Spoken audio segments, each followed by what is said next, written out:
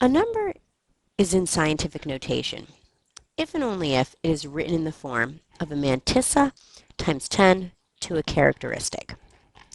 All that these words are is the mantissa is just a number that's greater than or equal to 1, but less than 10.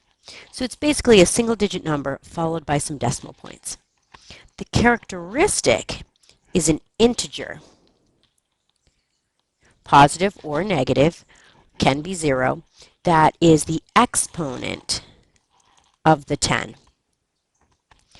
So if you take a look, why don't we circle any numbers that we think are written in scientific notation that follow both of these plans. Take a look at the mantissa first. They all have a number in front, but is it in the form of greater than or equal to 1, but less than 10? That is no. That one is. This one isn't. It has to be greater than 1. This one isn't, but this is. So our only numbers that are written in scientific notation are 5 times 10 to the 0 and 4.1 times 10 to the negative 5. Now the second thing you should be able to do is we should be able to write a number in scientific notation. It's important to look and think, this is a very, very tiny number.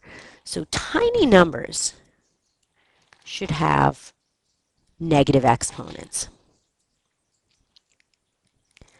And conversely, very large numbers should have a positive exponent because we're trying to make them ultra large. So when we take this, we're going to move this decimal place 1, 2, 3 spots so that it's 3.2.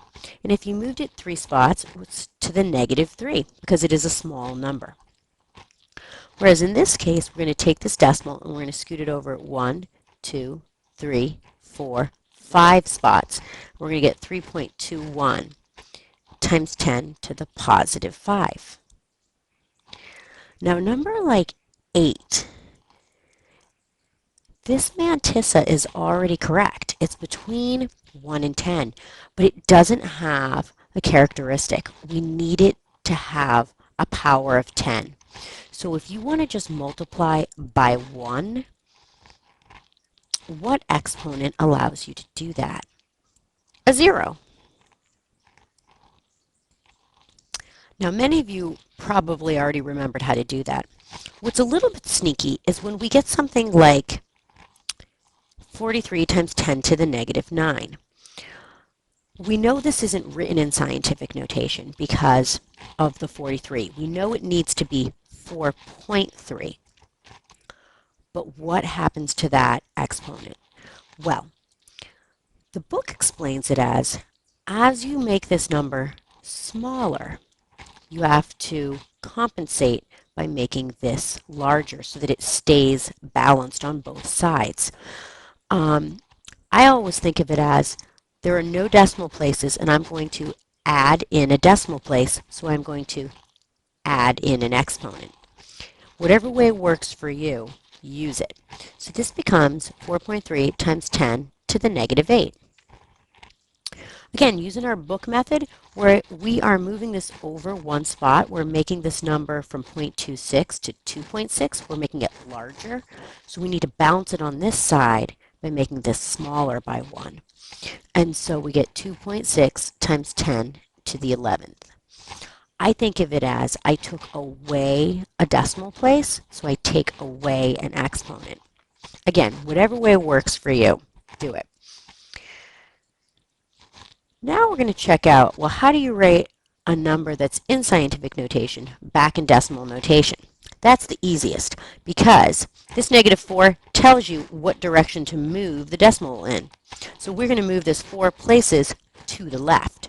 So we move it over 1 and we've run out, so we're going to add some zeros.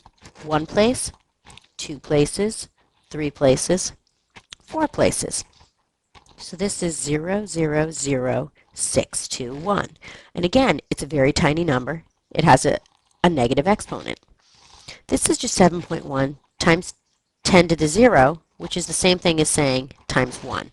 So this just equals 7.1.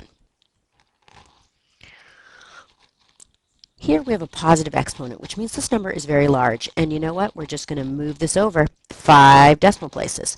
So 1, 2, 3, 4, 5. And now go put your commas in. When you do complicated calculations in your calculator using very, very large or very, very small numbers, sometimes you get a reading like this 1e to the 13.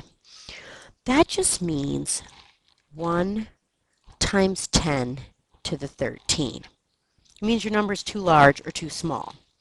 So just know that that little e is like putting in the times 10 to the characteristic. And there you are.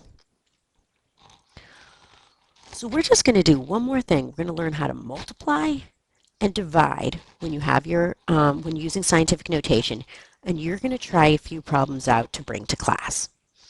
So the easy thing about multiplying using scientific notation is you take your mantisses, you take these numbers, and you're just going to multiply them because it's multiplication. So 6 times 8 is 48 times 10. And now we're just going to take these characteristics. In multiplication, if you remember, you add your exponents. So we're going to say -2 plus -4. So this is 48 times 10 to the -6. Now take a look at this number when you're all finished. If it is not between 1 and 10, we must convert this to scientific notation. So I am going to add in a decimal place, 4.8. So I am going to add in an exponent and get 10 to the -5. And that's how you should write your final result. You will get partial credit for getting this. 48 times 10 to the -6 is a much better looking number than if we had written it all out. But you want to eventually put it in scientific notation. So our last one, 1.2 divided by 4. You can handle this. If you divide that by 4, 4 goes into 12 3 times. And it doesn't go into 1, so it's going to be 0.3. So you're going to get 0.3 times 10. Now, this is a division problem, so in division, we subtract the exponent. So we're going to say 3 minus 12. So we get 0.3 times 10 to the -9. Again, we're not actually in scientific notation, so we want to fix that 3. So again, the book says we're going to take this 0.3 and make it a 3. We're going to make this a bigger number by 1 place, so we need to do the opposite and make it a smaller number by 1 place, times 10 to the -10. And that's all there is to it. So try out the next few problems, see what you get, bring it to class, and don't forget to do the problems at the bottom so that you can be ready for the quiz.